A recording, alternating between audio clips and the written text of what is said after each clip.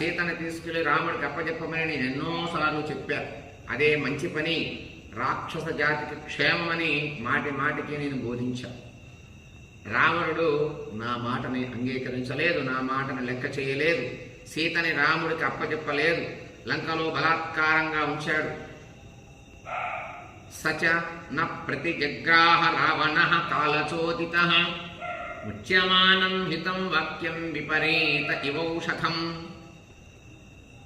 కాలం చేత ప్రేరేపింపబడినటువంటి వాడు రావణుడు.